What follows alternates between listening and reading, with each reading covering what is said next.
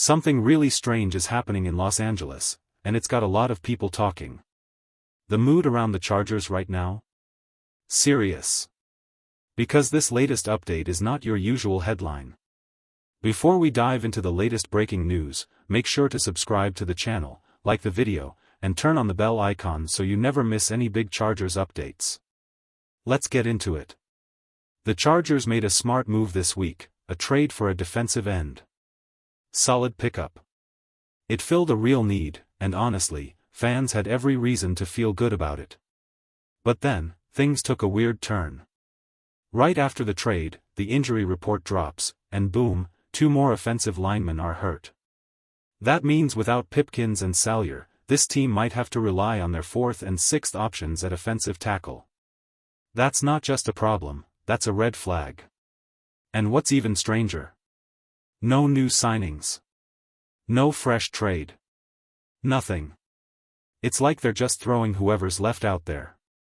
Becton's still not fully healthy, and depth is looking thinner by the day. Then an article drops, 14 teams listed as real Super Bowl contenders this year, and the Chargers are on it. But here's the catch, even they admit the offensive line looks a little shaky. Let's be real, it's more than a little shaky.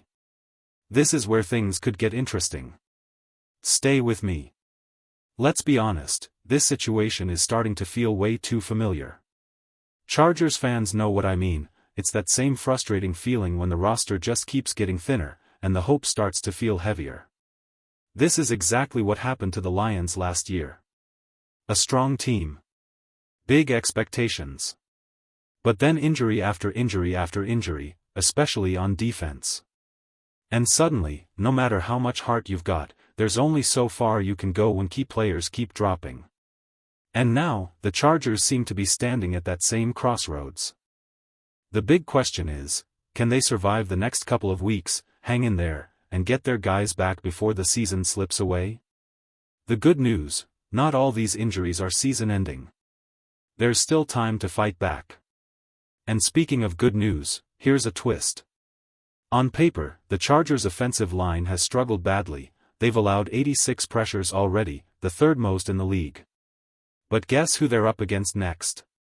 The Dolphins' defensive front, which hasn't exactly been scary this season. They rank just 18th in pressure rate and have only managed 4 sacks. To put that in perspective, Aiden Hutchinson picked up almost that many sacks in just one game. This matchup might just be the break the Chargers need. Stay with me. Here's the thing about football, sometimes it's not just who you play, it's when you play them. Timing can change everything. Right now, the Chargers are battling serious health problems. But if they can just weather the storm over the next 3 weeks, even if it means going 1-2 during that stretch, something bigger could happen behind the scenes. Because while time passes, injured stars can return. Imagine this, Khalil Mack comes back. Joe Alt gets healthy. Amari Hampton is back in the rotation. And on top of that, young players like Rhonda Gatz develop more every single week. All of that could build into a perfect storm, a turning point where this team flips the script. And the timing couldn't be better. The Broncos have stumbled early. The Chiefs are facing a brutal schedule. The Raiders, well, no one's really counting on them. That means the division is wide open. If the Chargers can just hang in there, they'll still be in the race when it matters most. Of course, the roster still has holes. Running back depth is a real concern. Sure, there are names out there like Ezekiel Elliott, but let's be real, that's not the move this team needs right now. This stretch isn't about panic. It's about survival, and striking at the right time. Stay with me. When it comes to finding help at running back, the options out there aren't exactly inspiring. Some of these names are well known, but their best days are clearly behind them. Take Ezekiel Elliott, for example, 3 straight years of decline. At this point, he can't bring the spark this team needs. Gus Edwards? Maybe, but we've seen that story too. Jerome Ford? He's buried in Cleveland's depth chart. Now, there are a couple of names that do stand out. Quinshon Judkins is a real talent, young, explosive, and full of potential. Then there's Dameon Pierce. Just 2 years ago, this guy looked like a rising star in Houston. He's only 25, still got juice, and could actually make a difference. These are the kinds of moves that make sense. On the other hand, bringing in someone like Dalvin Cook would be the same problem as Zeke, an aging back with not much left to give.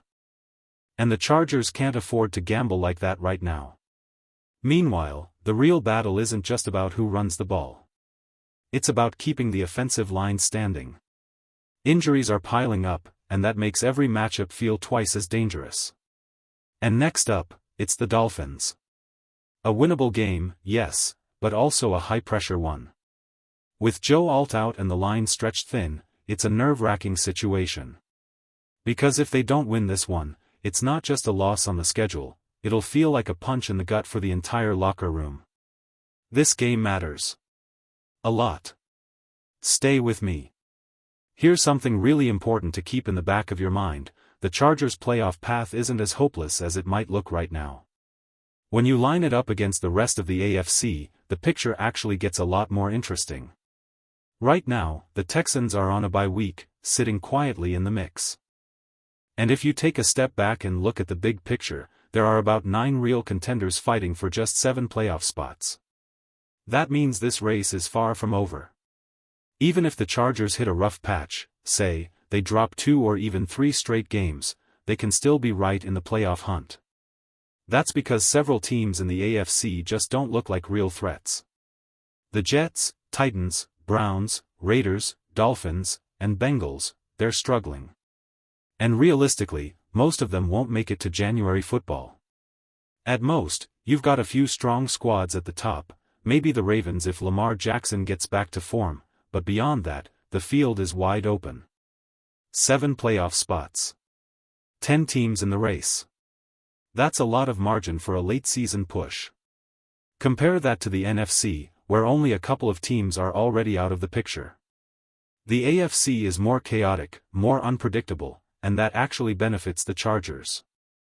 So even if things look shaky right now, this team is still very much alive in the playoff race. It's about surviving the storm, and striking when others fall behind.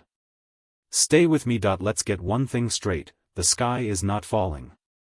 This season is far from over. Yes, the injuries are frustrating. Yes, the results haven't always gone the way fans hoped. But this is the NFL, nothing is decided in October. A team can look shaky one month and be right in the fight for a division title the next. Even if the Chargers drop a few more games, there's still plenty of runway left. That's actually the hidden advantage of these early setbacks: you can get players back when it matters most. By the time Thanksgiving rolls around, some of those injured stars will return, and the momentum can shift fast. One good run. That's all it takes. And suddenly, the same team everyone doubted could be fighting for the division crown and hosting a playoff game. This fan base has every reason to stay locked in. It's been a bumpy ride, but it's not the end of the road. The belief is still there. The fight is still there. Stay with me, because if this team catches fire late in the season, it's going to get very interesting.